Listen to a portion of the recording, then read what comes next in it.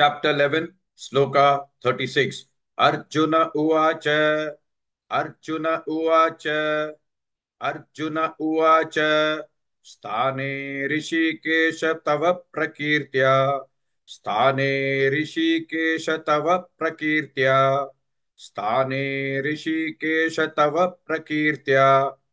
Jagat Prarishyatyanurajyate cha. Jagat Prarishyatyanurajyate cha. Jagat Prarishyatyanurajyate cha. Arjuna Uvacha. Sthane Rishikesha Tava Prakirtya. Jagat Prarishyatyanurajyate cha. Arjuna Uvacha. Sthane Rishikesha Tava Prakirtya. Jagat Prarishyatyanurajyate cha. Arjuna Uvacha. Sthane Rishikesha Tava Prakirtya. Jagat Prarishyatyanurajyate cha. Arjuna Uvacha. Sthane Rishikesha Tava Prakirtya. Jagat Prarishyatyanurajyate cha. Arjuna Uvacha. Sthane Rishikesha Tava Prakirtya. Jagat Prarishyatyanurajyate cha. Rakshamsi bhitani disho dravanti. Rakshamsi bhitani disho dravanti. Rakshamsi bhitani disho dravanti. Sarve namasyanti cha siddha sangaha. Sarve namasyanti cha siddha sangaha. Sarve namasyanti cha siddha sangaha.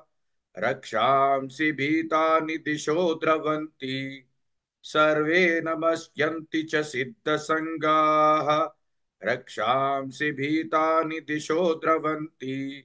Sarve namasyanti cha siddha sangaha. Rakshamsi bhitani disho dravanti. Sarve namasyanti cha siddha sangaha. Rakshamsi bhitani disho dravanti. Sarve namasyanti cha siddha sangaha. Rakshamsi bhitani disho dravanti. Sarve namasyanti cha siddha sangaha. Arjuna Uvacha. Sthane Rishikesha Tava Prakirtya. Jagat Prarishyatyanurajyate cha.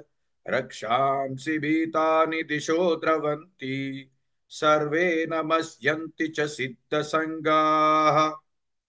Please like and share this video because you could be instrumental in helping someone around the world recite the Srimad Bhagavad Gita, thereby helping them to have a life of unending opulence, victory and prosperity. This is mentioned in chapter 18, Sloka 78. Yes, don't forget to buy my book, Leadership Can Be Child's Play. Namaste.